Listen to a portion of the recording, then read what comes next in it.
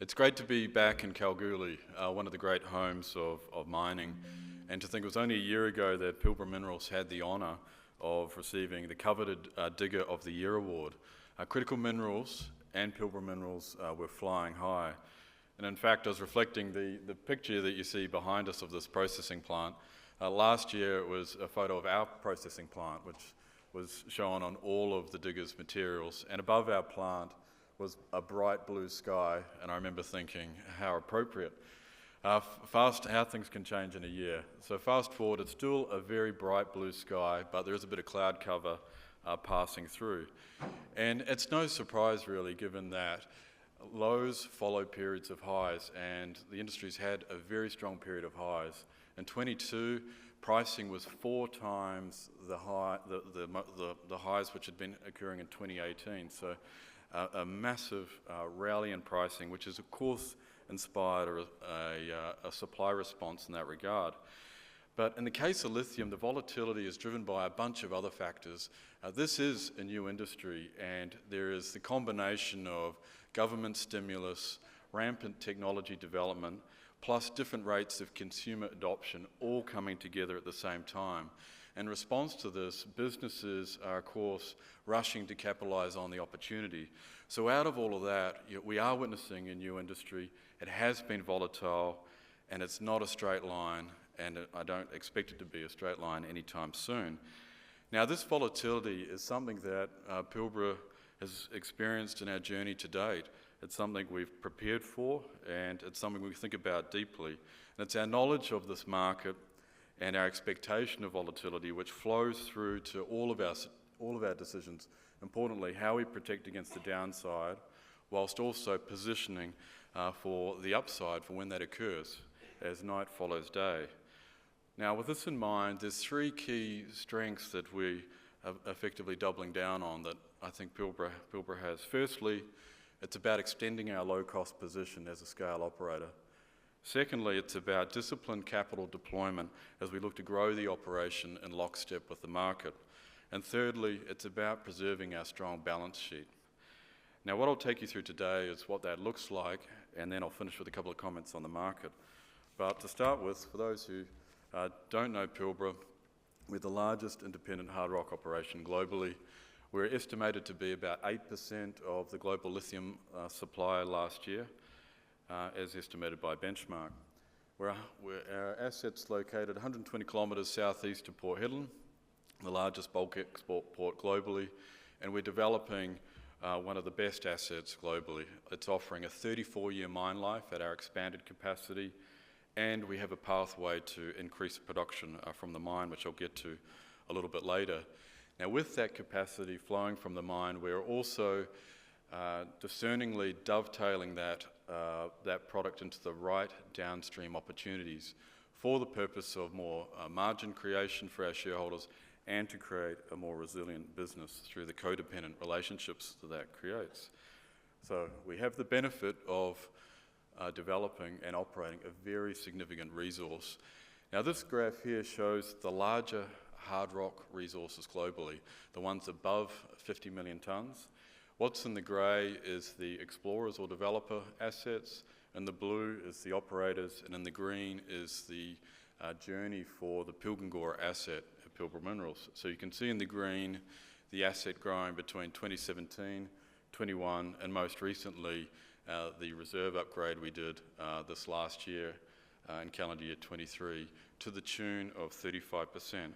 So a very large step up of what was already a large asset, and of course that affords the opportunity to grow the production further in time when that makes sense. So a fantastic tier 1 asset, which is a fantastic platform for which we can commence delivering on our mission, which is to be a leader in the provision of sustainable battery materials products.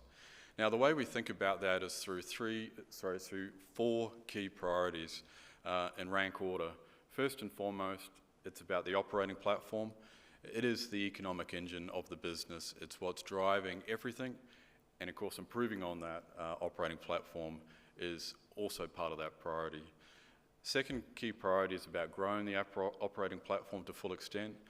We want to make the most of this enormous asset we've got and find ways in which we can dovetail that production into priority 3 chemicals. So dovetailing that production into the right chemicals opportunities for the purpose of more margin creation for our shareholders, a more resilient business, care of that codependency, and of course diversifying both geographically and also product types, which brings us to the last priority, which is diversification outright, ultimately looking to step outside of our base Pilbara asset if and when the right accretive opportunities come along. And I have to stress, not growing for growth's sake. Now, having taken you through the strategy, this is one which has been unchanged for Pilbara, and we've consistently pursued this, and the best way to show that is a quick look back on the history of the business. Pilbara is a proudly Australian story. Aussie battler to major lithium producer, founded by a group of geos. This is an unusual circumstance to see a company grow to this scale and remain 100% independent. And in fact, one of the geos, those founding geos, texted me the other day and made me aware we'd just had our 10-year anniversary from when we'd acquired the assets in 2014 for the princely sum of 250 grand. So not a bad investment, I reckon. Now, come to 2017, that was really where the first project funding came in the form of a $100 million US bond from the Nordic bond market.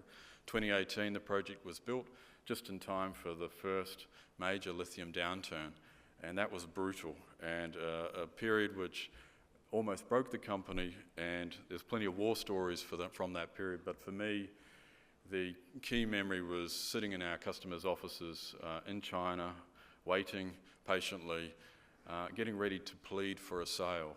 And it was a tough period, and it was a period where Pilbara was very much in the back seat, little strength, reacting to what was a tough market. Now things have certainly changed since then. By FY21, we had acquired Altura, and we got catapulted into the price run I mentioned a while back. Now, along the way, we've done a few other things. We've trialled our own auction platform. We've created a midstream process with our partner Calix. We've diversified geographically with our downstream joint venture with POSCO for our hydroxide plant in South Korea. And we've undertaken stepwise incremental expansion of our base asset, which brings us to this year, which has been one of disciplined delivery. And across those sort of 3 strengths I mentioned in my opening, well, we've continued to get runs on the board on each. So as it relates to extending our low-cost position, we've made operating performance improvements during the period. We've had on-time and on-budget delivery of the P680 project, which gives us volume and unit cost reduction. And we've signed 3 offtake extensions with some of the best in the business, inclusive of additional optionality at Pilbara's election, which speaks to the attraction of Pilbara as a supplier. Secondly, we've set the business up for further scale. There's the 35% reserve increase I mentioned. Coupled with that was the PFS that we released for that, which has the potential, if we choose to double production from where we're heading up to 2 million tonnes per annum. Now those 2 factors, the cost improvement and setting up for scale, is all the while we've continued to preserve that strong balance sheet through some sensible and proactive steps during the year, including some modest capital deferrals and pausing on dividends. Now that all brings us to the June quarter, just being where it all came together. And a great set of production outcomes, and really starting to demonstrate the new built capacity care of the P680 primary rejection facility we installed during the year. So record-breaking production, sales, an improvement in unit cost, an improvement in revenue on the prior quarter, and the release of that PFS I mentioned a moment ago. So fantastic quarter and a fantastic year. And with that, a big thank you to the great people of Pilbara, our contracting partners. Well done, team. Despite the challenges, you continue to prevail with grit and teamwork. Thank you. Now, as we look forward, we'll continue this track record of disciplined delivery as we enter into another ramp-up year. And we will look to scale the business as we have done to date through incremental steps as we've done historically. Now again, this philosophy is best illustrated through looking back, and what you have here is both the production journey to date in the blue columns, plus the nameplate capacity which has been built in the green coming online, and then to the right, that future P2000 production capacity, care of the PFS study, off to the right, if we choose to go with that. Now, across this period, the compounding growth rate for production for Pilbara has been broadly 30%, and that's roughly in line with what we've seen in the lithium market. And we'll look to, as best we can, continue to grow in lockstep with the market. And moving, to draw your attention to the green graphs, that comes care of two legs of expansion, some of which we've completed this past year, the P680 project, and also what we're finishing off this year being the P1000. So just to offer you a little insight on both of those, the P680 crushing ore sorting facility that you see here, it's a large integrated facility. As the name suggests, it has ore sorting capability. It's the largest of its kind globally, certainly for lithium, and we understand it's the largest facility of its kind in mineral processing in the Southern Hemisphere. So it's a huge facility. It's got impressive capability, and it is, in our view, part of the next generation of technology which will enable Pilbara and Australia more broadly to continue to improve on mineral concentration and driving cost out of the system. Now here is the ore sorting facility complete. This photo was 4 days ago, and on Friday just past we had the joy of celebrating the success and opening the facility. We had Minister Whitby come out for that, the Nyamal elders and a whole bunch of stakeholders, including our key partners being TOMRA, who's provided the ore sorting units themselves, being our key technical partner, and Primero, the constructor. So a fantastic group effort to bring to life this important project, and just delighted. To me, it's a representation of Australian and Western Australian innovation and pioneering at its best, bringing more value creation onshore and ultimately making us more competitive as a country. And just to highlight those key benefits through this facility, it's about maximising ore from the ore body first, being able to get the ore which is right at the contact zone. 2, it's about improved recoveries through the processing facilities. And 3, it provides a reduction in energy intensity, so a tick for sustainability there. Now, just to show you a quick flyover, what you see in the shot here is the whole ore sorting facility. It's painted in industrial grey with yellow tints, very creative, up to the ROM. You can see it being loaded there. Through a couple of transfer towers out to your right there, and again to another transfer tower, and then into the actual ore sorting facility itself. So it's a big facility, it's a beast, and there you have the TOMRA units who do the ore sorting itself, or the red Ferraris as the site team has characterised it. So a really exciting development, and I should add that this facility is actually sized for the P1000 project, so it's ready to go, and I'll just offer a quick update on the P1000. This gives you the layout in the blue in the foreground, and the background is the P680, and here's what it looks like today. Proud to say, and well done to the projects team, that project's on track, schedule and budget, and we're looking for first ore in the March quarter. So exciting to bring that online. And I mentioned this is another ramp up year. Well, it's all about ramping up this facility. But on the other side of ramp up, and as we move into next financial year, we'll realise the benefits of that scale, plus some of the new technology coming with that, including online analyzers, which will ultimately play through to reductions in unit operating cost. So looking forward to that in due course. Now beyond that, I mentioned the PFS for the P2000. Well, this is what it looks like. This is a 3D schematic. It's a whole new plant, and the plant design is optimised to ensure that we maximise the global recovery through the whole ore body, utilising the 2 existing plants. So a lot of thoughts the team has gone into this.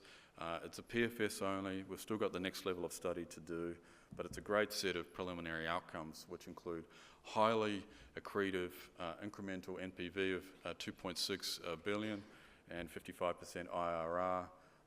It's a fantastic study outcome, and the mind boggles as we think about actually growing our production, like doubling again, obviously doing it at the right time with the market. So a great outcome. Next steps is the next level of study due December quarter.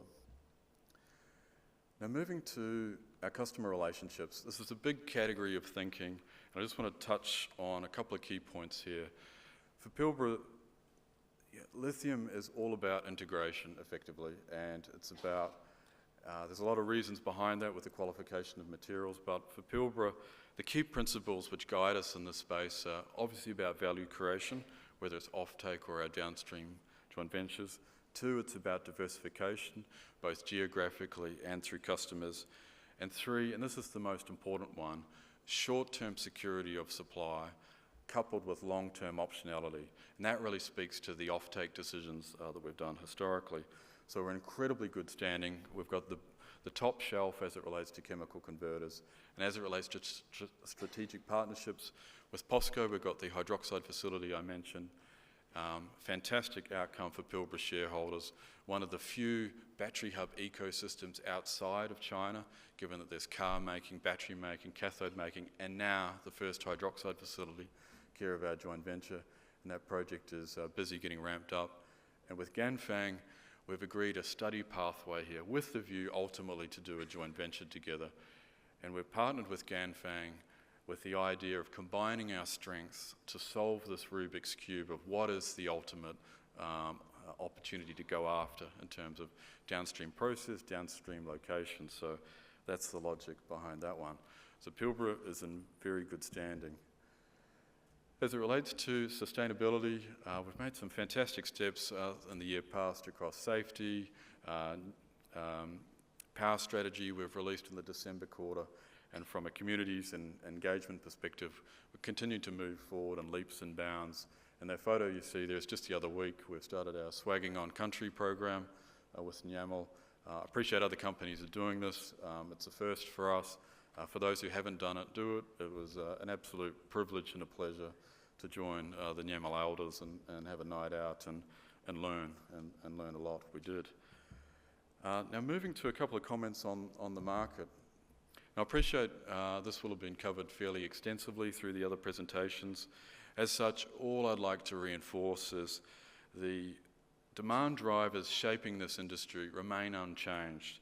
It's about the energy shift, the technology shift, and it's about that government stimulus. All of that is coming together, and it's undeniable.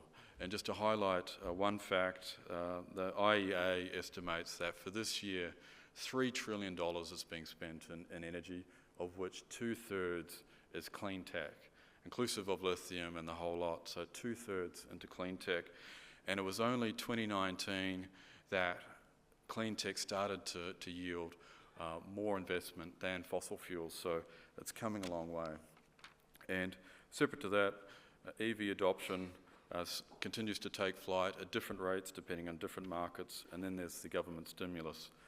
For Pilbara, strong demand continues for our customers, and we continue to get approached by strategics for that long-term supply. Now to finish, I'd like to finish by saying the energy transition and technology adoption we're witnessing was never going to be a straight line. Pilbara Minerals knows this, has lived it, and has wired our business for it. We continue to position the business to protect against the potential downside whilst also positioning to capitalise on future upward movements as night follows day. As such, we are focused on doubling down on our strengths, extending our low-cost position, disciplined capital deployment to scale the operation in lockstep with the market, and 3, preserving our strong balance sheet. But most importantly, we'll continue to lean on our X factor, our team of great people at Pilbara, working in close collaboration with our partners, as you've heard today, and bringing it all together in the great state of WA. To our shareholders, thank you for your support. We are no longer in the back seat as we were all those years ago. We are firmly in the driver's seat, looking forward, navigating this uncertain market as it unfolds. So the ride might be a little bit bumpy, but we've got this. Thank you for your time.